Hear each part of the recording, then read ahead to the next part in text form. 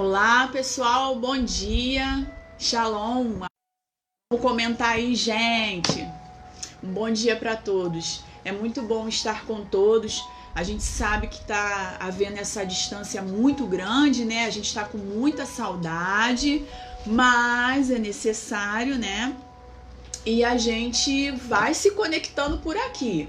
O que não pode é a gente achar que porque estamos distantes pessoalmente é que a gente vai ficar distante de vez, tá? Usa o seu celular, usa a rede social, entendeu? Usa o WhatsApp, Telegram, Facebook, tudo para falar com todo mundo aí. E vai chamando o pessoal aí para nossa escola bíblica, que hoje está muito legal.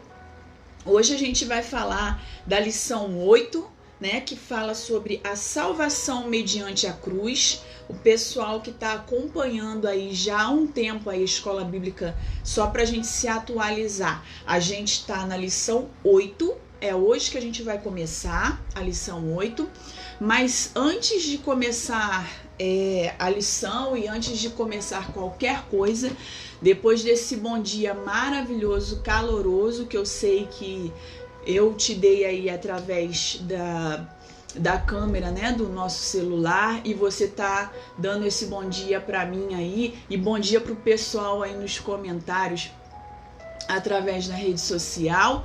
Mas antes de mais nada, a gente precisa parar, respirar, deixar nossas emoções de lado um pouquinho, orar e falar com Deus. Então, para você aí que ainda não falou com Deus, esse é o momento. E para você que já falou, vamos falar de novo, tá bom? Então, oremos. Querido Deus, amado Pai, te louvamos, Senhor, te engrandecemos, Senhor, te glorificamos, Deus, porque só o Senhor é Deus. Santo, santo, santo és tu, ó Senhor. Deus amado, Deus de justiça, Deus que nos reconcilia, Deus que nos traz para perto de si. Ó Deus maravilhoso, nesta manhã desse domingo, Senhor, eu venho te agradecer, meu Deus, porque o Senhor velou o nosso sono, nos guardou e nos fez despertar, pois muitos, Senhor, deitaram-se e não se levantaram. Ó Deus, muito obrigada, Senhor, pela oportunidade, Pai, de falar com cada um dos meus irmãos, Deus, de poder falar da Tua palavra, de poder, Senhor, propagar, Senhor, tudo aquilo que o Senhor deixou como legado para que viéssemos, Senhor, a seguir e ter uma vida melhor contigo, Senhor. Ó Deus Santo, eu te peço, Senhor, que o Senhor visite, Pai, cada casa nesse momento que está assistindo, Senhor, nessa live, ou até mesmo, Senhor, cada lar, Senhor, que irá assistir futuramente depois que ficar gravado. Ó Deus Santo, que cada lar, Senhor, possa ser abençoado, Senhor, com o Teu Santo Espírito, com paz, com amor, com harmonia, com as Suas bênçãos, Senhor. Ó Deus, te peço por cada irmão, Senhor, não só da minha igreja, mas também de tantas outras igrejas, Senhor, que mesmo nesse momento de aflição que estamos vivendo, Deus está, Senhor, continuando batalhando, continuando fazendo a sua obra, Senhor, e não para de forma alguma. Ó Deus, tantos são aqueles, Senhor, que estão na linha de frente, que estão batalhando, Senhor, contra essa epidemia, Senhor.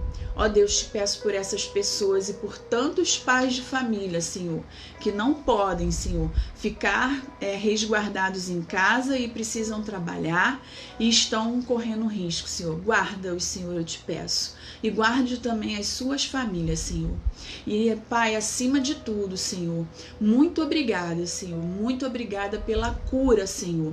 Porque os curados são, em grande maioria, do que os que infelizmente vieram a falecer e estão aí, Senhor, na luta, se recuperando, Senhor.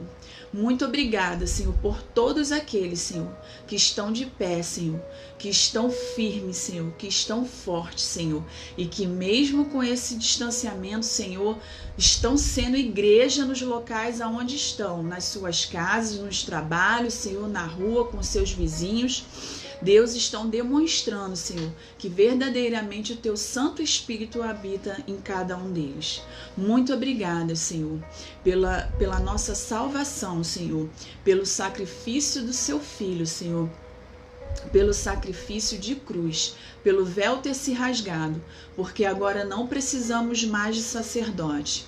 Apenas elevamos os nossos pensamentos e as nossas orações a Ti, Senhor, porque através do Seu Filho, pelo amor e misericórdia, o Senhor nos escuta, Senhor. Inclina-se para nos escutar, Senhor. E é em nome de Jesus, Pai, que eu Te oro e Te agradeço. Amém. Louvado seja o Senhor. Queridos, nós já vamos entrar na nossa escola bíblica, né, na nossa lição de hoje, mas antes da gente entrar na nossa lição de hoje, eu gostaria de fazer uma pergunta e gostaria que vocês respondessem aí, nos comentários aí, vão ver quem acerta. Alguém sabe que dia é hoje? Tá bom, você vai dizer, irmã Lene, é domingo, é o último domingo de abril, é dia 26 de abril, e não sei lá, teve as comemorações dos santos aí, né, de Tiradentes, de feriado, né, pro pessoal aí, os nossos queridos irmãos católicos, mas e aí, você que tá dentro do evangelho e principalmente você que é de uma igreja batista, você sabe que dia é hoje? Não sabe? Ah, não, peraí, gente. Pois bem, então para quem não sabe, mas recebeu o recadinho do nosso pastor hoje de manhã cedinho, hoje é o dia em que celebramos a Escola Bíblica Dominical, pelo menos nós que somos da denominação batista, tá? E eu gostaria de falar rapidamente para você que não sabe, ou para você que já sabe e esqueceu, ou é para a gente relembrar porque é muito importante, né? Muitas coisas a gente aprende em seminários, a gente aprende em cursos, mas o primeiro lugar em que a gente vem aprender sobre a palavra de Deus, a maioria das vezes e a maioria das pessoas, elas primeiro aprendem dentro de uma escola bíblica dominical. E eu gostaria de falar para você como surgiu a escola bíblica, em que ano foi, de quem foi essa ideia, será que esse negócio deu certo ou não deu certo? Eu acho que deu certo, né? Porque tá aí até hoje, né? Então eu queria falar rapidamente e eu vou começar aqui falando um texto que está no site Pleno News, tá? E eu vou começar lendo aqui e vou passar para vocês.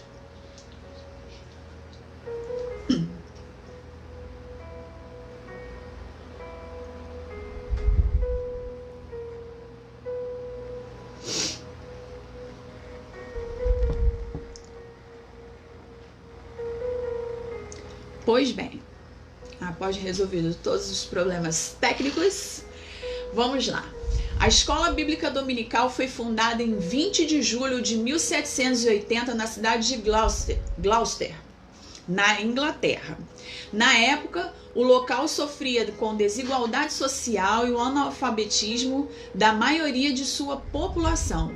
Como não havia escolas públicas, as crianças pobres trabalhavam 12 horas por dia nas fábricas da região.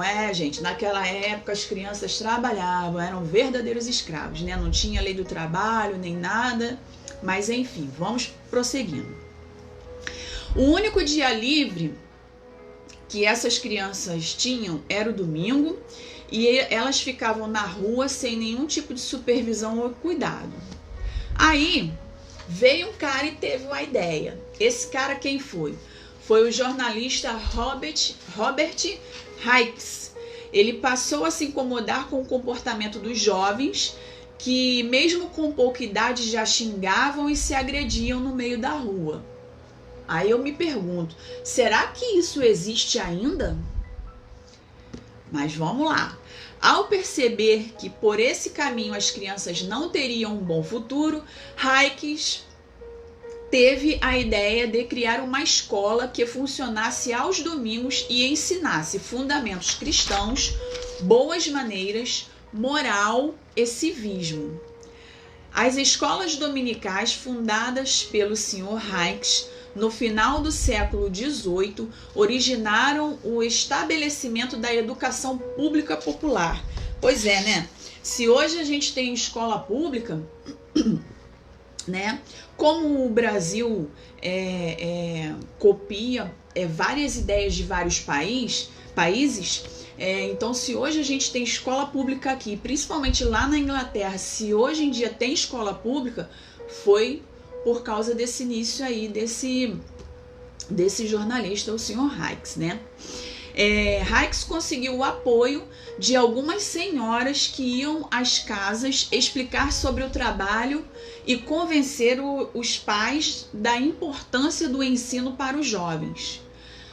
Eu acho interessante isso, porque até hoje nós temos, né, as senhoras que vão de casa em casa, que falam, né, que pregam a palavra, que evangelizam e que chamam esses jovens para vir para a escola para participar, né, dos embaixadores do rei, das mensageiras do rei, de coral, de tudo, de escola bíblica, de tudo, né? Então até hoje esse trabalho perdura aí.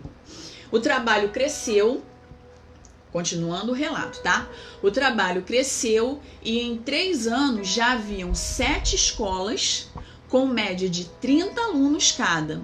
A transformação ao longo prazo foi tão grande que em 12 anos já não existia nenhum criminoso para ser julgado. Olha que bênção! Você tá vendo aí? Quem quiser saber, eu li no site Pleno News, tá? Mas tem, só se você jogar no Google você já sabe da história da escola bíblica em vários locais, tá? Mas para a gente ver aí como é que a escola bíblica tem uma grande importância para a população, né? E principalmente para a nossa população brasileira que carece de tanta coisa, né? A gente carece de tudo. E os países mais desenvolvidos, as coisas chegam lá primeiro para depois chegar aqui para a gente, né? Então, fica aí. Se você não sabia que hoje, para nós que somos da denominação batista, é comemorado, é celebrado, né, o Dia da Escola Bíblica Dominical, agora você já sabe como que surgiu, quem foi que fundou, e se você quiser mais informações, vai lá no Google e pesquisa, joga lá como surgiu a Escola Bíblica Dominical, que você vai reler isso aí que eu li para você.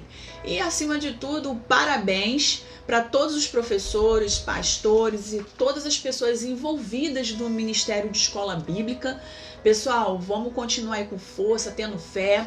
O trabalho é árduo, é difícil, mas a nossa força vem do Senhor, né? E nós ficamos alegres porque Ele é que nos fortalece e a gente se regozija nisso, né?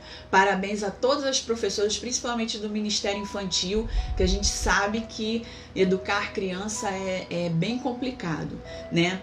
Mas um parabéns aí para todo mundo pelo dia de hoje e vamos então entrar na nossa lição. Vou só dar uma paradinha, tomar uma aguinha. Mas vamos lá, gente. Lição 8 da nossa revistinha. Nós estamos usando a revistinha para quem não sabe ou para o pessoal que não é da nossa igreja, mas está acompanhando a nossa live aí de estudos. Nós estamos usando essa revista aqui, tá?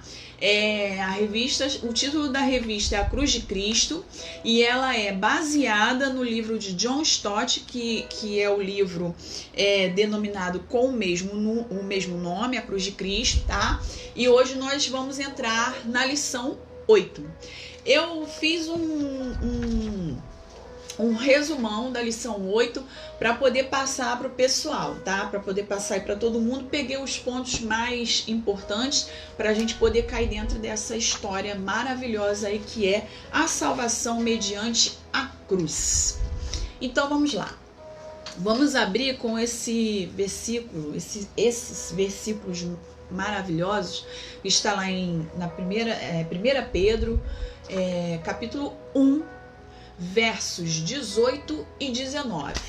Vamos lá, fazer como eu sempre faço quando eu estou lá na escola bíblica, lá na nossa igreja. Voz de aeroporto. 1 Pedro, capítulo 1, verso 18 e 19. Então vamos lá, gente. Sabendo que não foi com coisas corruptíveis, como prata ou ouro, que fostes resgatados à nossa vã maneira de viver, que por tradição recebestes dos vossos pais, mas com o precioso sangue de Cristo, como de um cordeiro imaculado e incontaminado. Por aí a gente já começa a entender, né, a que preço nós fomos resgatados e reconciliados, né? Depois que houve aquele desligamento com a entrada do pecado, né? Que o homem pecou, a gente se desligou, né? Houve o rompimento, né? Entre o homem e Deus, mas depois de um tempo, Deus nos resgata. Deus nos compra de volta, né, para si. E a gente vai passear nessa história aí, né? E vamos aprender um pouquinho. A Bíblia nos fala, baseado no John Stott, eu fiz um resumão, tá? Mas toda vez que tiver a fala do John Stott, eu vou citar ele aqui, tá bom?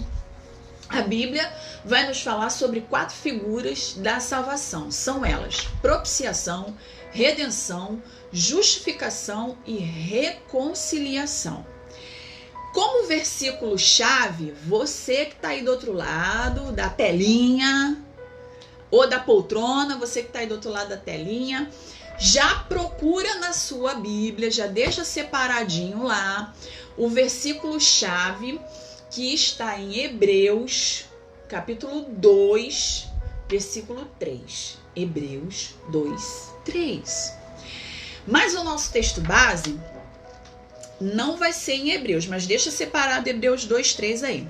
O nosso texto base, que é o texto que o autor da revista, né, baseado no livro do John Stott, ele pega como texto base, é 2 Coríntios 5, capítulo 5, dos versos de 18 a 21, tá? E eu vou ler aqui na minha Bíblia, tá? E você lê aí na sua Bíblia. Tô dando esse tempinho para dar tempo de você pegar aí também, tá? Pra gente ler junto, não importa a versão não, tá? Então vamos lá. 2 Coríntios, capítulo 5, do verso 18 ao verso 21, tá? Então eu vou ler aqui na minha versão, você lê aí na sua. Todas as coisas são de Deus, que nos reconciliou com Ele através de Cristo e que nos deu o ministério da reconciliação, porque foi Deus que em Cristo reconciliou o mundo consigo, não lhes contabilizando os seus pecados e colocando em nós a palavra da reconciliação. Em representação de Cristo, portanto, somos embaixadores, como sendo Deus a vos exortar através de nós. Suplicamos em representação de Cristo, reconciliai-vos com Deus. Aquele que não conhecia pecado, gente, olha, vamos prestar bastante atenção nesse último verso aqui, que é o verso 21. Presta bastante atenção, porque a gente não foi reconciliado por qualquer coisa. A gente não foi reconciliado, pessoal aí que namora, né, que às vezes tem uma briguinha com o namorado, aí passou uma semana, 2 dias, o namorado chega em casa com um ramalhete de flores, uma caixinha de bombom, né? Bom, antigamente era assim, né? Hoje em dia eu acho que deve ser as florezinhas pelo WhatsApp, o bombonzinho, né? Por figurinha do WhatsApp. Não sei como está sendo feito agora. Mas na minha época, né? Quando o namorado brigava, para poder se reconciliar, ele sempre levava uma florzinha. Gente, nós não fomos reconciliados a Deus com uma florzinha ou uma caixinha de bombom. Nós fomos reconciliados com algo muito maior do que isso. E esse verso 21 aqui da segunda carta aos Coríntios, do capítulo 5, no verso 21, ele fala algo muito profundo. E diz o seguinte: aquele que não conhecia pecado, Deus fez pecado por nossa causa, para que nos tornássemos justiça de Deus nele. Aquele que não tinha pecado, era imaculado, era o cordeiro sem nenhum defeito. Ele foi imolado, ele verteu seu sangue na cruz, ele foi morto por minha causa, por sua causa, pelo meu pecado, pelo seu pecado. A justiça que era para cair sobre mim, sobre você e sobre toda a humanidade, o peso da mão de Deus, da justiça de Deus que era para cair sobre mim, sobre você e sobre toda a humanidade, caiu sobre o Cordeiro, sobre Jesus, o Cristo. Então, a nossa reconciliação, ela não foi de forma alguma, ela não foi comprada por qualquer coisa. Não foi, como eu falei no início, não foi um ramalhetezinho de flor. Foi um sacrifício vivo de alguém que não tinha culpa de nada e que verteu seu sangue na cruz, foi morto, verteu seu sangue na cruz e foi da pior morte possível que se pode ter. Então, continuando a seguir aqui, o que o que o autor da revista fala aqui, mediante o livro do John Stott, como eu falei anterior, a Bíblia vai nos falar de 4 figuras, né? A propiciação, 4 figuras da salvação: a propiciação, a redenção, justificação e reconciliação. Então agora eu vou falar um pouco sobre a propiciação, tá? Primeiramente, qual o significado de propiciação? É o ato de justificar o pecador ou remover a culpa do pecador através de um sacrifício. Tá? Isso para a parte teológica, o significado é esse, tá? Eu procurei em vários dicionários, mas é sempre esse significado e sempre os dicionários eles fazem um link com essa palavra específica, propiciação. Os dicionários eles fazem o link direto com a teologia, direto com a palavra de Deus, tá? E aí a gente vai lembrar, propiciação é uma coisa meio, né, assim, a gente fica meio, nossa, que palavra estranha, né? Mas afinal, o que era feito nesse tal de propiciação aí, gente? Esse justificar aí, esse remover a culpa do pecado, como que era esse negócio aí, o que era feito? Então a gente vai dar uma passeada rápida, né? Lá em Êxodo, vamos dar uma passeada, vamos sair aqui do Novo Testamento. Para quem não sabe, quem está aprendendo da Bíblia agora neste momento, nós temos o Primeiro Testamento e o Segundo Testamento, ou o Antigo Testamento e o Novo Testamento, ou o Velho Testamento, Novo Testamento, ou Velha Aliança, Nova Aliança, pode dar o nome que você quiser e fica à vontade, tá? Desde que você estude e aprenda da palavra do Senhor, a nomenclatura é o de menos, tá? Vamos lá em Êxodo, vamos dar uma passeadinha lá em Êxodo, no capítulo 37, o verso 6, vou ler só a primeira parte, né, que é o verso 6a. Só para a gente saber como que é esse negócio, o que é esse negócio de propiciação, como que fazer esses sacrifícios, essa coisa toda aí, porque tem a gente que a gente já tem um certo conhecimento bíblico, mas quando a gente dá aula lá dentro da igreja, nós estamos em 4 paredes e um ou outro entra, né, e acaba descobrindo o mundo da palavra de Deus, né? Para quem não sabe. Mas quando se trata de live, quando se trata de algo que a gente está fazendo, que fica exposto numa rede social, várias pessoas têm acesso no mundo todo, principalmente se tratando de Facebook, YouTube, várias pessoas no mundo todo têm acesso.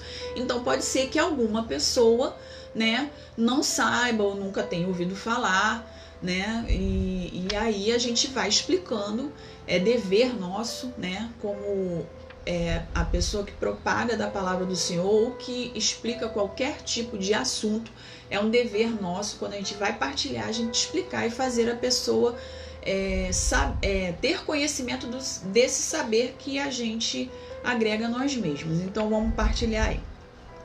Então lá em Êxodo vai falar sobre a propiciação, né, o local, né, como que era feito. E no templo, né, havia o propiciatório, ou seja, o local onde era feito, porque como que era feito a justificação desse pecador no Primeiro Testamento. Pegava-se um animal que não tinha nenhum defeito, não podia ter nenhum defeito, e sacrificava, né, esse animal em prol do pecado ou dos pecados, né, daquele indivíduo. Isso no tempo do Primeiro Testamento. Em Êxodo 37:6, a parte A, vai dizer que fez também o propiciatório de ouro puro, e por aí vai o restante. É só para a gente saber que desde lá já existia essa função, né, de ter um local para ser feito o sacrifício e de ter que fazer o sacrifício. Esse propiciatório era para que o sacrifício dos animais aplacasse a ira de Deus contra o pecado do povo. Aplacar a ira de Deus, aplacar, acalmar, né? Deus se irava contra o pecado. Mais uma vez, gente, peraí, vamos revisar isso aí. Deus, ele não se ira com a criação dele, com o filho dele, que somos nós, o ser humano. Ele não se ira conosco, ele se ira com o que fazemos de errado. Como um pai e uma mãe que quer o bem do seu filho. Qual é o pai, qual é a mãe que quer que um filho faça coisas erradas, né? Pelo menos eu não conheço nenhum pai que fala assim: eu vou ter um filho porque eu quero que ele, faça muita falcatrua. Eu vou ter um filho porque eu vou ter orgulho se esse meu filho assassinar pessoas. Eu vou ter um filho porque eu vou ter... Nenhum pai que tem filho, que pensa em ter filho, ou um tio, né, que vê os sobrinhos, né, indo para um caminho errado, vamos dizer assim, ele vai ter orgulho por esse filho, esses sobrinhos, esse familiar, né, ir para um caminho errado. Então, se a gente, né, seres humanos, que temos filhos, né, que somos tios, somos primos, somos parentes, a gente não quer que os nossos parentes, que eles entrem para um caminho errado, você acha que Deus, que se inclinou para nos moldar com as próprias mãos, soprar nas girar sobre a face do propiciário? Caiu meu microfone aqui, gente, por isso que eu levei esse susto aqui. Aspargirá, com um sacerdote, ele fazia, né, imolava, ele matava, e com o sangue ele salpicava, né, o sangue em todo o local do propiciatório, né? Para o lado oriental e perante o propiciatório, espargirá 7 vezes do sangue com o seu dedo, né? Mais ou menos assim, né? Depois degolará o bode na expiação que será pelo povo, e trará o seu sangue para dentro do véu, e fará com o seu sangue como fez com o sangue do novilho, e o espargirá sobre... Deixa eu passar aqui... sobre o propiciatório e perante a face do propiciatório. Assim fará expiação pelo santuário por causa das imundícias dos filhos de Israel e das suas transgressões e de todos os seus pecados. Assim era feito no Primeiro Testamento, né? Na primeira aliança de Deus conosco. Alguém tinha que literalmente pagar pelo seu pecado, né? A ira, gente, ela requer propiciação, e a propiciação aplaca a ira. Vamos ler novamente 2 Coríntios do capítulo 5, mas só o verso 21, só pra gente colocar assim no nosso coração, tem que estar no nosso coração, tatuado isso no nosso coração, né? Aquele que não conhecia pecado, Deus fez pecado por nossa causa, para que nos tornássemos justiça de Deus nele. Ou seja, a justiça de Deus que era para cair sobre mim, sobre você. Sobre você, camarada. Tá pensando que tu tá correndo? Tá não. Tu tá junto aí, todo mundo é pecador. A palavra do Senhor vai dizer que todos pecaram. Todos pecaram. E a gente vai ver isso. Então, Jesus, que não tinha pecado, ele sim tomou o pecado sobre si para nos salvar. Eu achei um comentário aqui. Gente, estou lendo a Bíblia traduzida direto do grego para o português de Portugal, tá? Quem fez essa tradução foi Frederico Lourenço, tá? Eu estou lendo o Novo Testamento, tá? É essa aqui que eu estou lendo, tá? Novo Testamento. Ela é dividida, esse aqui do Novo Testamento é Apóstolos, Epístolas e Apocalipse, essa aqui. Mas tem outras também que o Frederico Lourenço, ele é um escritor português, tá? E ele traduz, e eu achei muito bom um comentário especificamente desse versículo 21 do capítulo 5 de 2 Coríntios, que o Murray J. Harris, que é autor do Novo Comentário Internacional do Testamento Grego, tá? É estrangeiro, ele não é brasileiro, e ele fez um comentário aqui, e o Frederico Lourenço colocou isso nesse verso, que ele diz o seguinte, olha só o que Harris vai falar aqui, ó. De uma maneira sem paralelo no Novo Testamento, esse versículo nos convida a pisar em chão sagrado. Nunca devemos esquecer o mistério inerente ao fato de ter sido Deus, todo sagrado, que fez com que Cristo, seu Filho imaculado, se tornasse pecado e, por conseguinte, objeto da sua ira. Gente, veja bem, imagina você pegar, sabe quando a gente vê assim, na televisão, a gente vê aquelas pessoas que a gente vê até pouco tempo, né?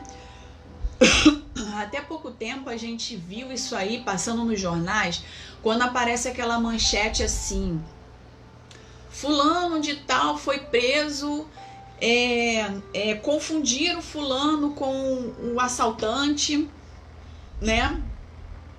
Confundiram fulano com o assaltante, fulano foi preso, ficou 6 meses na cadeia, o pai tá lutando, a mãe tá lutando, tá todo mundo correndo atrás para tentar libertar, e o sistema judiciário nunca que esse processo desse rapaz é liberado, o garoto é inocente, já até pegaram o bandido, mas o menino continua lá preso. Há pouco tempo eu vi uma reportagem dessa aí, no início do ano, se eu não me engano, de um rapaz que foi preso, não foi ele, confundiram ele com o bandido, ele já estava não sei quanto, acho que uns 6 meses preso, e os pais desesperados, lutando, tendo que provar que ele era inocente, provar que ele não cometeu erro, sendo que já tinham até descoberto quem tinha feito o ato lá criminoso, e não tinha sido o rapaz. Gente, você já imaginou isso? Vamos falar aí com a mamãe e com o papai. Papais de plantão, mamães de plantão, que está nesse momento aqui, 9h37 da manhã, assistindo essa live, ou que vai assistir essa live que vai ficar gravada aí depois. Já imaginou um filho teu que não fez nada de errado, o garoto estava em casa, jogando videogame. Aí um cara lá não sei aonde faz um monte de besteira, aí vem a polícia dentro da sua casa, entendeu? Seu filho tá lá no portão de casa conversando com os colegas, vem a polícia, pega o teu filho e leva pra cadeia. Você já parou pra pensar nisso? Teu filho sem culpa nenhuma, o filho que você criou, que você gerou, que você alimentou, que você guardou, que você protegeu. E aí a pessoa leva esse seu filho inocente pra pagar por uma coisa que outra pessoa fez. Foi exatamente isso que aconteceu com Jesus. E a ira de Deus, que eu acho perfeito esse comentário,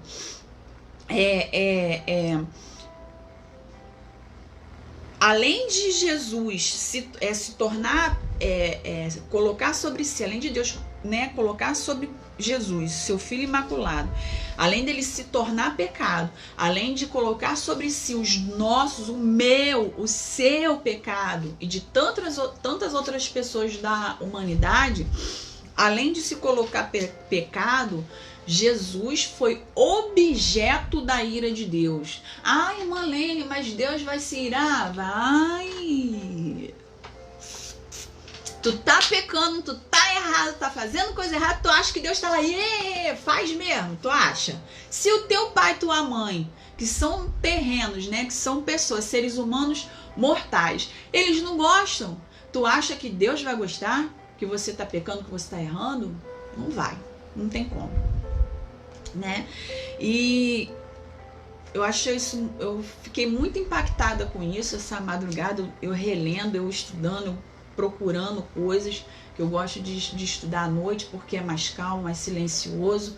E isso foi uma coisa que me impactou muito, porque além dele ser inocente, além de ele que não tinha culpa nenhuma passar a ser culpado, e além de tudo isso, a ira de Deus caiu sobre ele. Quer dizer, essa ira não era para ele, era para mim, era para você, mas caiu sobre ele. E aí o apóstolo Paulo, vamos caminhar, vai falar na carta aos Romanos, no capítulo 3,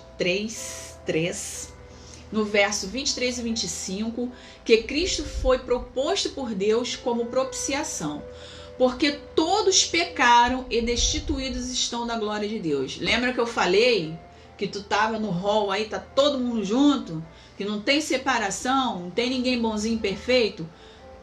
Todos pecaram e destituídos estão da glória de Deus, sendo justificados gratuitamente. Deus propôs para propiciação pela fé no seu sangue, para demonstrar a justiça pela remissão dos pecados de antes cometidos sob a paciência de Deus.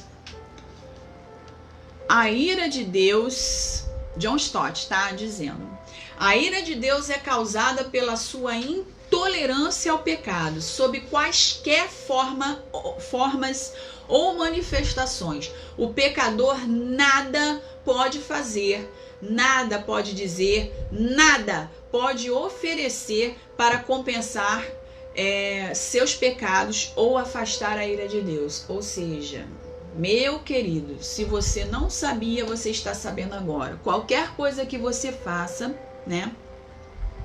A gente está caminhando, tá? Dentro desse contexto, qualquer coisa que você faça, que a gente vai fazer, nada disso iria aplacar a ira de Deus, iria acalmar a ira de Deus com relação ao pecado, e não adianta que não aplaca. Deus continua, fica muito chateado quando nós pecamos. Infelizmente nós pecamos porque somos humanos. A gente só não pode usar a desculpa de ser humano para ficar pecando a vida toda e depois dizer assim, ah não, eu peco porque eu sou humano, né? Porque a palavra de Deus está aí para nos ensinar. Isso eu digo para mim, digo para você, digo para todos, né? Isso vale para todos nós. Deus, em sua misericórdia e graça, deixa eu só passar aqui na paginazinha aqui para eu ir me guiando, que eu tô acompanhando pela revistinha, mas eu fiz o meu resumão aqui, né? Deus, em sua misericórdia, ainda John Stott falando, tá? Deus, em sua misericórdia, o autor aqui da revista, Deus, em sua misericórdia e graça, tomou a iniciativa para reconciliar o pecador com ele. Assim, sua ira justa ficou apaziguada. A ira era justa. Fez coisa errada, tem que ter alguma lição com relação a isso. Não tem como dizer, ah, mas Deus se irou. Claro, gente, ele se ira contra o pecado, né? Vamos entender que Deus é amor, mas Deus também é justiça, tá? Sua ira justa ficou apaziguada pelo fato do próprio Deus, na pessoa de Cristo, ter tomado o nosso lugar, o meu lugar, o seu lugar, o nosso lugar e morrido por nós. Romanos, acompanha aí, a gente vai, tem muitos versículos, tá? A gente vai passear por aí, mas se você tiver assim achando dificuldade porque são muitos versículos e eu vou falar rapidinho aqui, ou você anota, ou depois assiste a live de novo, ou você anota e depois você vai ler lá. Aí aproveita e lê logo o capítulo todo, porque aí é mais legal, entendeu? Você descobre diversas coisas do que ler só um versículo isolado também, tá? Mas Romanos 3, 25 e 26 diz: ao qual Deus propôs para propiciação pela fé no seu sangue, para demonstrar a sua justiça pela remissão dos pecados de antes cometidos sob a paciência de Deus, para a demonstração da justiça neste tempo presente, para que ele seja justo e justificador daquele que tem fé em Jesus. Querido, querida, não adianta você querer ter os seus pecados perdoados se você não tiver fé em Jesus ou Cristo. Por quê? Porque é através de Cristo que a gente passa a ter a redenção dos nossos pecados. Não existe mais sacrifício de animal, né? Não existe mais esse negócio de levar oferendas de animais em templos para que o sacerdote venha fazer o sacrifício e salpicar sangue lá no altar lá do sacrifício, para que você seja perdoado dos seus pecados, porque isso Jesus já fez na cruz por mim e por você. Então, se você não tiver fé, não acreditar naquele que morreu, ressuscitou, que até hoje está à direita do Pai, vivo, né? E que nos deixou o Consolador, que é o Espírito Santo, para que a gente caminhe dentro da palavra de Deus e para que a gente se conecte ao Pai. Se você não acreditar nisso, infelizmente só tenho uma coisa a te dizer: não tem como haver remissão dos pecados, não tem como haver salvação, tá? Pela crença, somos cristãos. Cristão é todo aquele que aceita o evangelho de Cristo, as palavras de Cristo, e que vive, tenta, né, pelo menos viver de acordo com o que Cristo nos deixou de legado, os ensinamentos que ele nos deixou. É seguidor de Cristo, né?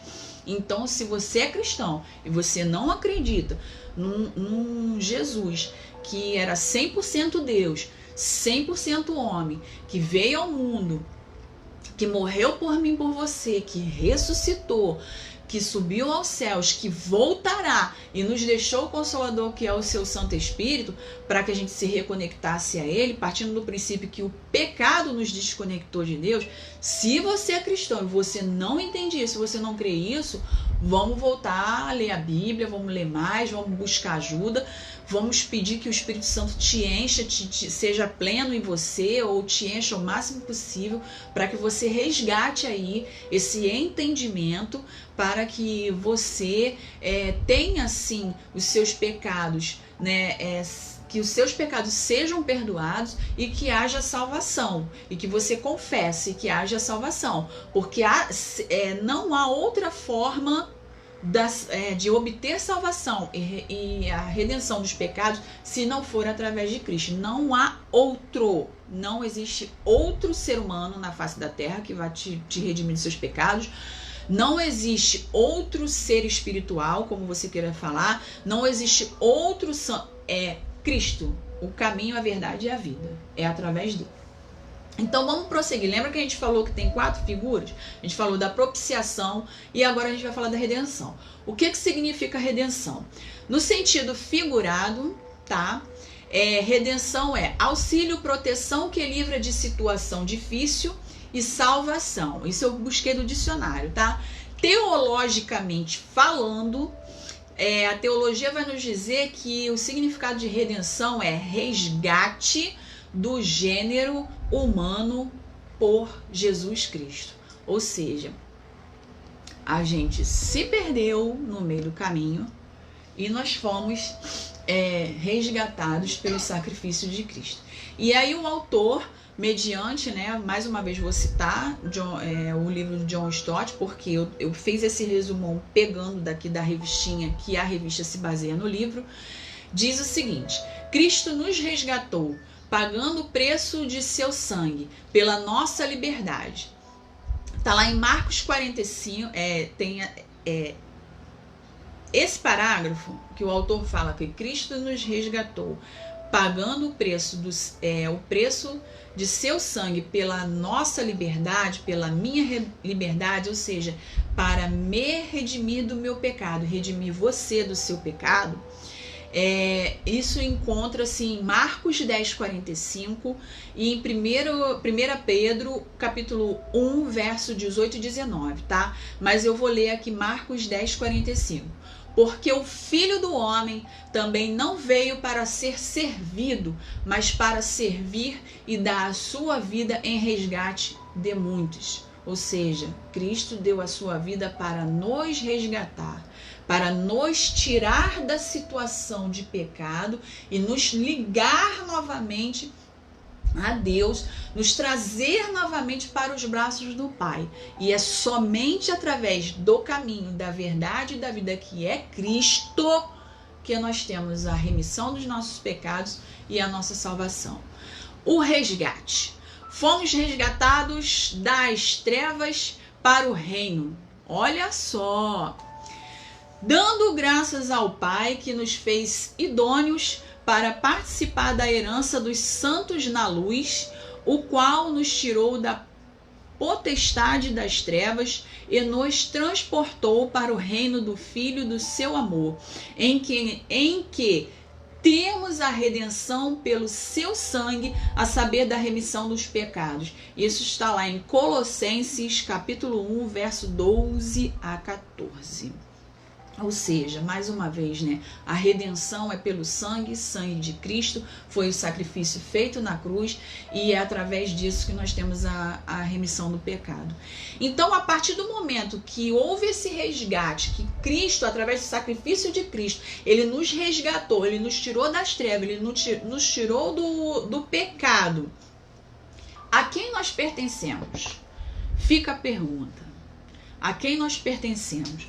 Após o resgate, passamos a pertencer a Cristo, que é nosso resgatador, né? Não há outro, né, para que nós venhamos a pertencer senão a Cristo. Porque o que é chamado pelo Senhor sendo servo, é liberto do Senhor, liberto do. Esse do aí significa liberto de quem? Aí a gente faz a pergunta assim, peraí, fulano é liberto de quem? É liberto do Senhor, é liberto de Deus, é liberto de Deus através de Cristo, tá? Então é liberto do Senhor. E da mesma maneira também o que é chamado sendo livre, servo é de Cristo. Esse de aí é de quem? Pertence a quem? É de Cristo, né? Isso está em 1 Coríntios 7, 22. Não devendo mais, aí eu vou prosseguindo aqui no meu resumo, tá? Não devendo mais nos submeter às concupiscências da carne e passando a levar uma vida em santidade. Ou não sabeis que o vosso corpo é o templo do Espírito Santo que habita em vós? 1 Coríntios 6,19. Eu só peguei essa partezinha. Então, a partir do momento que a gente saiu das trevas, que houve o sacrifício, que fomos resgatados, que pertencemos ao Senhor, a gente tem que entender, e o que o Senhor nos deixou o Consolador, porque Ele deixou o Consolador para nós, que é o Santo Espírito de Deus.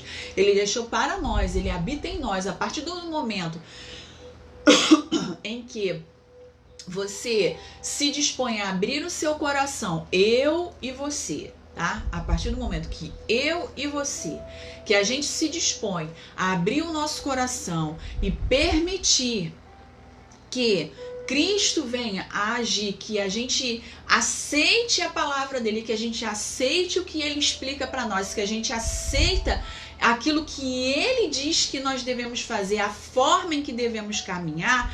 A partir desse momento que a gente aceita isso, o Espírito Santo, o Consolador, já passa a habitar em nós.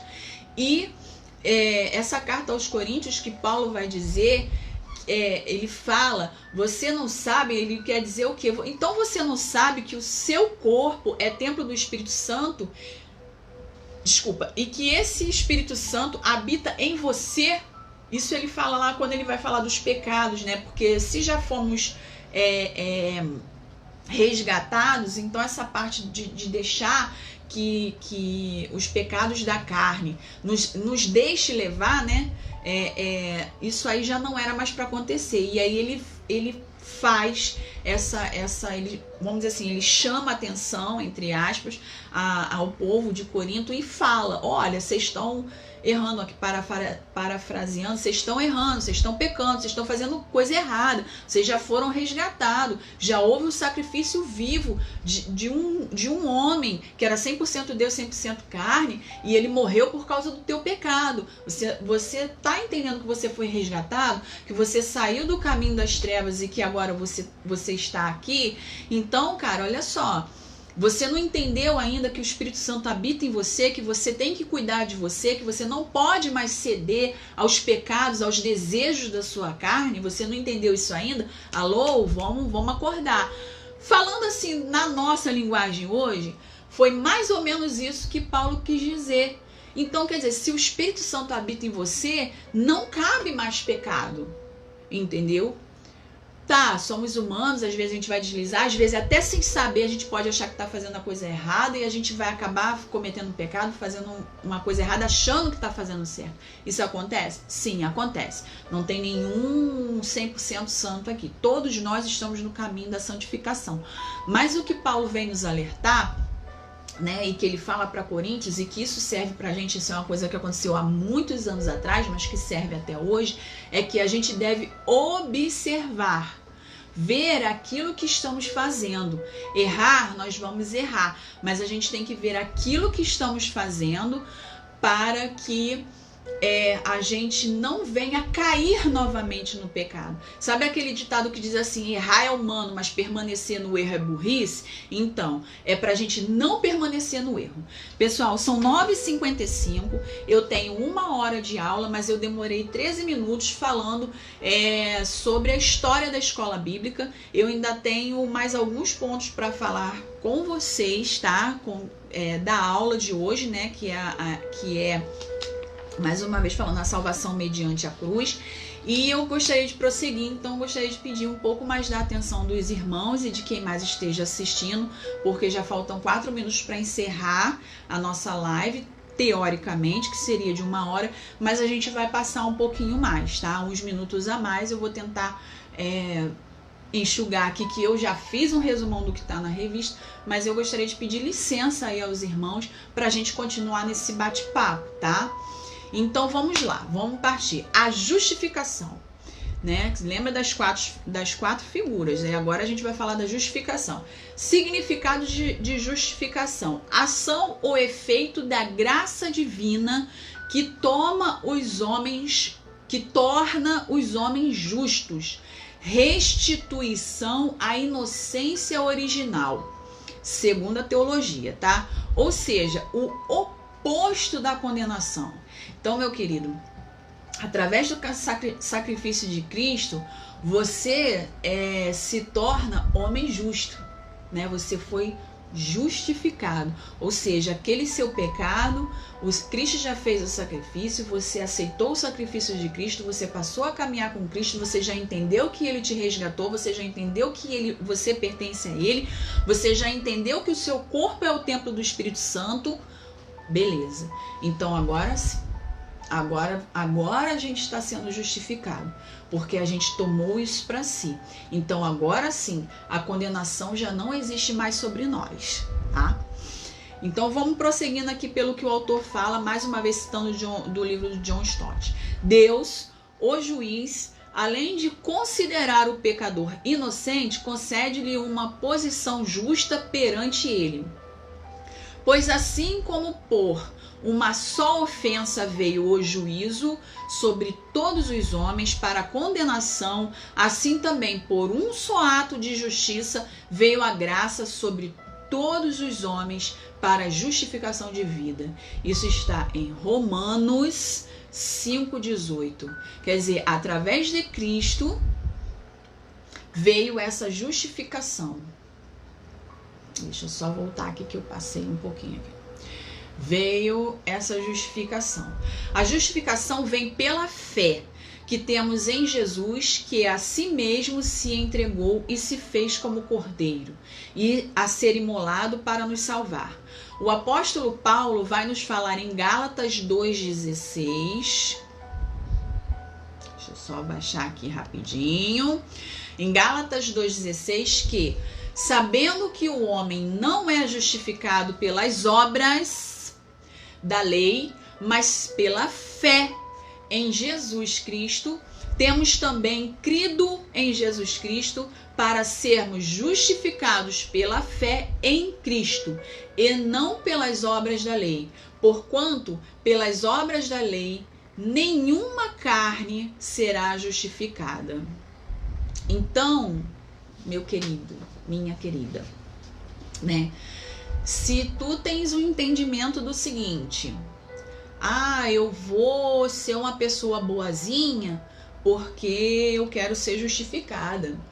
Poxa, não, quando eu morrer eu vou pro céu porque nesse momento de pandemia aí, poxa, eu fiz 600 cesta básica, doei para 600 famílias, então eu vou pro céu.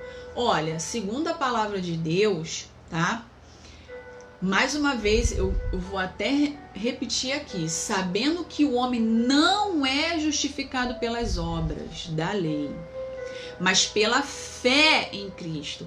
Então você pode fazer 600 cesta básica. Se você não crê em Jesus, que é o único, que é o Senhor e Salvador, que é o caminho, a verdade e a vida, não há justificação.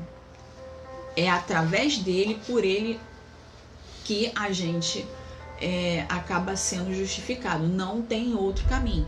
Não adianta procurar atalhos. O caminho é esse. Sinto muito lhe informar, se você não sabia, você está sabendo agora, tá?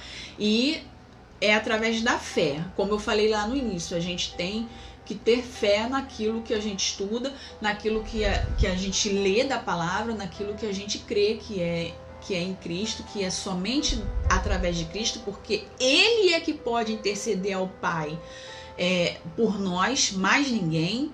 Ele é o único que pode interceder ao Pai Pai por nós, e nós temos que crer nele para que sejamos justificados, porque Cristo vai ser o nosso advogado perante Deus. É através do sacrifício dele, pelo sangue dele fomos lavados e redimidos dos nossos pecados, tá? E prosseguindo aqui, a nossa última figura, que é a reconciliação, tá? Da nossa aula de hoje. Reconciliação.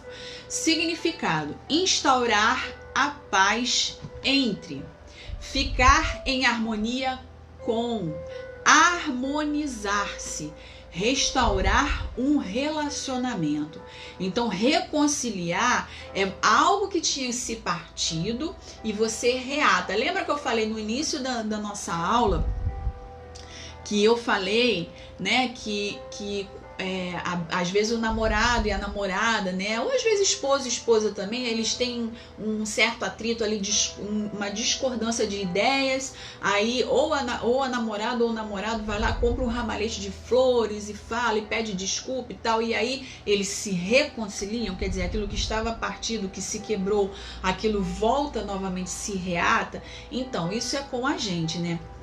Então é só pra gente fazer uma analogia pra gente entender. A gente foi religado, só que não foi por ramalhete de flores, né? Não foi por caixinha de bombom nem por pedido de desculpas.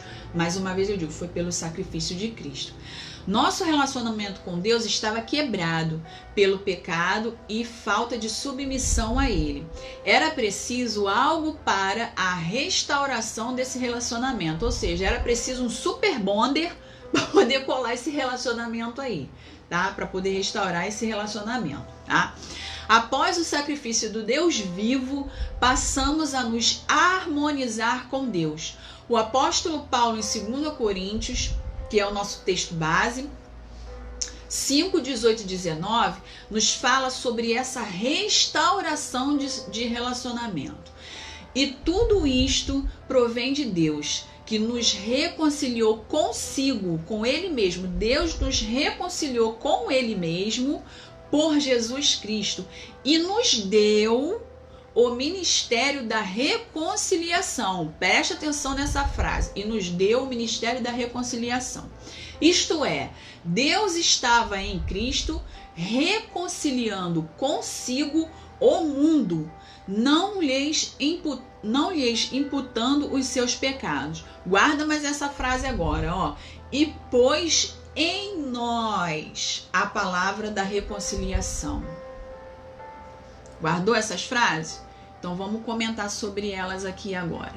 Além de o sacrifício de Cristo nos reconciliar com Deus, o texto nos deixa a ideia que a reconciliação não é somente vertical, ou seja, Deus se reconciliando com o homem. Não é só vertical essa reconciliação. Ou seja, ela também é horizontal, de homem para homem. Cristo une gentios e judeus. Que os judeus eram o povo, inicialmente o povo eleito, né? E a gente sabe, se a gente pegando na história, mas para você que não sabe, gentios eram aquelas pessoas que não eram judeus, então eles eram chamados de gentios, e o povo judeus era o povo eleito. Então, entre aspas, assim, vamos dizer, para não ficar muito assim escrachado, vamos dizer assim, tinha uma certa rixa entre o povo judeu e os gentios, né? Aquelas pessoas que às vezes eram de outras religiões e não tinham o sangue judeu, não era da descendência judaica, mas que queria sim seguir a Cristo, queria passar a ser cristão, queria passar a entender, acreditar e passar a seguir os ensinamentos de Cristo, né? E aí tinha uma certa rixa, porque os judeus eram o povo eleito e os gentios, que eram essas pessoas que até criam em outras coisas, outros deuses e tal, muitos judeus não aceitavam isso. E Jesus, quando ele vem, ele quebra, ele acaba com isso, ele une esses dois povos, ele coloca judeus e gentios numa mesma situação através dele, né? Então, era o povo inicialmente eleito e Cristo, ele une gentios e judeus. A união, reconciliação horizontal, homem-homem, é-nos dada para que haja o bom funcionamento do corpo de Cristo. Ou seja, como que a gente vai participar do corpo de Cristo se a gente não está... A gente já teve, veja bem, a gente já teve a reconciliação através de Cristo, né? Nós já conseguimos nos reconciliar com Deus através do sacrifício de Cristo. Beleza. Mas, se fazemos parte do corpo de Cristo, como que esse corpo vai estar funcionando bem se aqui na horizontal, o homem com o homem, quando eu falo homem, eu falo ser humano com o ser humano, se ele não está bem um com o outro, se ele está separado, se há algo partido entre eles.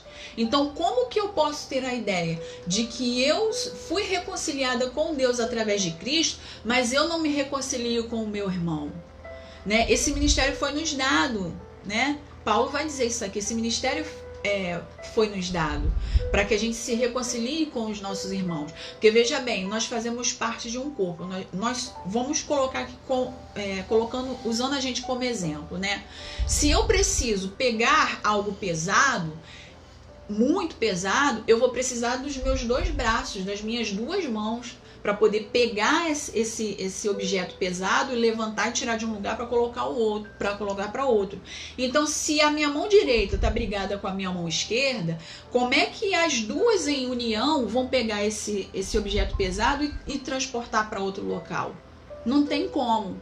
Então, as 2 mãos, elas têm que estar juntas, têm que estar em união, mesmo que haja alguma desavença, né? Mesmo que haja alguma coisa que aconteceu entre elas, mas eu preciso das 2 para que o corpo todo funcione, entendeu? Assim é o corpo de Cristo. Nós, entre irmãos, a gente precisa, por mais que a gente falhe, a gente erra, a gente sabe, a gente peca, a gente fala coisas erradas, mas a gente também precisa se reconciliar uns com os outros. Em primeiro lugar, porque Cristo nos reconciliou com Deus. Então, se Cristo nos reconciliou com Deus, quem somos nós para não nos reconciliarmos com os nossos irmãos, né? Então, nós precisamos estar em perfeito funcionamento para que o corpo de Cristo funcione de forma perfeita. E aí, em Efésios 2, do 11 ao 13, diz mais sobre esta união dos povos para uma só unidade. Portanto, lembrai-vos de que vós, noutro tempo, éreis gentios na carne, e chamados incircuncisão pelos que na carne se chamam circuncisão. Quer dizer, os gentios, eles eram tipo meio assim, a escória da sociedade, era tipo a escória da sociedade. Os judeus tinham essa visão, eles são gentios, eles não são da linhagem judaica, eles não são, né, não é o povo eleito, eles não prestam para nada, entendeu? E aí por isso que Paulo fala isso, porque eles vão dizer que esses incircuncisos, porque não seguia a lei, porque tinha que fazer a circuncisão para poder, né, você demonstrar, você dizer que você realmente fazia parte daquele grupo ali, daquele povo ali. Era uma das coisas que era necessário fazer, e até hoje, né, para os judeus ortodoxos, tem que haver uma pessoa que não é judeu, ele tem que ser circuncidado para poder participar da religião judaica. Até hoje existe isso, né? Então, Paulo vai falar isso, né? Que o povo judeu desdenhava dos demais povos, né? E aí, o que acontece? Pelos que na carne se chamam circuncisão, quer dizer, o povo judeu era perfeitão, né? E aí Paulo vai dizer que foi feita, essa circuncisão foi feita pela mão dos homens. Quer dizer, essa eleição, né, essa circuncisão do povo judeu, que marcava o povo como povo eleito, foi feita pela mão do homem. Mas aí Paulo vai dizer que naquele tempo estavais sem Cristo, quer dizer, o povo gentio estava sem Cristo, separados da comunidade de Israel, estava separado de Israel, do povo eleito, e estranhos à aliança da promessa, não tendo esperança sem Deus no mundo. Mas agora, em Cristo Jesus, vós que antes estáveis longe, já pelo sangue de Cristo chegaste perto. Ou seja, a melhor e maior circuncisão que pode haver não é, na realidade, para nós, né, que somos cristãos, na realidade não é essa marca, né, da circuncisão para dizer que é o povo eleito. A maior circuncisão que pode haver é no nosso coração, e não na parte genital, como era feito com o menino, né, um bebezinho macho, menino, né, nascia e no 8º dia ia lá pro sacerdote fazer a circuncisão, né? Então, assim, a maior circuncisão que pode haver, a maior marca que pode haver para que sejamos eleitos, para que haja essa reconciliação e para que a gente seja povo eleito de Cristo, mesmo não sendo da linhagem judaica, que inicialmente era o povo eleito, mas Cristo veio para todos, é essa circuncisão no nosso coração. Não é a gente abrir o peito e fazer um corte no coração, não. É a gente marcar no nosso coração a palavra de Deus. É a gente deixar entrar no nosso coração Cristo, que foi o sacrifício vivo, que foi o Deus vivo, que ele veio à terra, que ele não teve culpa, mas ele se fez culpado. A ira de Deus caiu sobre ele. A justiça que era para ter sido feita conosco, fez em Cristo. Morreu na cruz, verteu seu sangue na cruz para me redimir do meu pecado e redimir você do seu pecado. Então, essa é a circuncisão que temos que fazer. É colocar Cristo no nosso coração. Então, se hoje, agora, nesse momento, você ainda não conheceu a Cristo, mas nessas palavras que nós estamos aqui falando, nesse momento que estamos aqui falando, você passou a conhecer um pouquinho de Cristo, deixa ele entrar no seu coração, abra o seu coração para que ele entre e tenha fé, porque através disso é que haverá a sua reconciliação com Deus, e através disso sim, é que a gente vai poder sim ser o povo eleito e estar naquele grande dia com o Senhor, né? Louvando e engrandecendo o Senhor. E aí, só terminando na nossa conclusão, né? Seguindo o roteirinho aqui da nossa revista, né? Baseado no livro de John Stott, a conclusão que o autor coloca aqui na revista é a seguinte: a propiciação ressalta a ira de Deus sobre nós, né? O ato lá de matar, né? De imolar, de matar, de salpicar o sangue lá, ressalta a ira de Deus sobre nós. Por quê? Porque se existia pecado, tinha que ter propiciação. Se existia pecado, tinha que haver sacrifício para que o pecado fosse redimido, né? A redenção ressalta o nosso cativeiro. Por que ressalta? Porque estávamos presos no pecado, vivíamos nas trevas, mas houve um resgate. A justificação ressalta a nossa culpa. Por que fomos justificados? Porque a gente, como diz aí no ditado, a gente tinha culpa no cartório.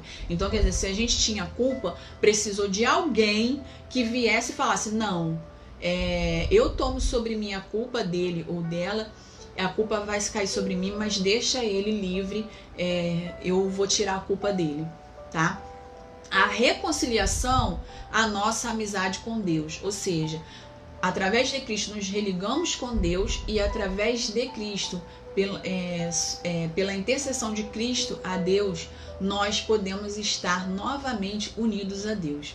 Mas Deus tomou a iniciativa salvadora, ele propiciou a sua própria ira, ele nos redimiu de nossa miserável escravidão, ele nos considerou justos em sua presença e nos reconciliou a ele mesmo. E aí, gente, agora para encerrar com chave de ouro, o nosso versículo chave, vamos recordar, quem lembra aí do versículo-chave que eu falei lá. Eu falei que o versículo-chave era Hebreus 2:3, mas eu não falei, a gente não citou aqui Hebreus 2:3, né? A gente vai citar agora, depois de tudo isso, tá? O nosso versículo-chave, Hebreus 2:3, diz o seguinte: como escaparemos nós se não atentarmos para uma tão grande salvação, a qual, começando a ser anunciada pelo Senhor, foi-nos depois confirmada pelos que a ouviram. Então, o que ocorre, né? Como a gente vai escapar, né? Como que a gente vai fugir, né, disso? Tem como? Não tem como. E é só através de Cristo que a gente consegue ser salvo. A circuncisão é no meu coração, é no seu coração, tá? E creia, tenha fé, puxa, né, da sua memória, lembra desse resgate, lembra que Cristo morreu por mim e por você, né? Lembra disso, estuda a Bíblia, vai na palavra, busque ao Senhor enquanto você pode achar, porque nós temos que buscar agora. Essa circuncisão, abrir o nosso coração para o Senhor, tem que ser agora, tem que ser hoje, tem que ser neste momento, porque Ele vai voltar. Ele prometeu que voltaria e Ele vai voltar. E aí nós temos que estarmos apresentáveis para aquele grande dia. E não há outro que possa nos redimir dos nossos pecados, senão o Senhor. Amém? Eu agradeço todos aos irmãos. Nós passamos aí 17 minutos, tá? Do horário da nossa live. Eu agradeço aos irmãos. E mais uma vez eu gostaria de dar parabéns a nós que somos estudantes de escola bíblica, aos professores, a minha IBPS querida, que eu amo a minha igreja, né? A todos os professores, parabéns. Feliz dia da escola bíblica.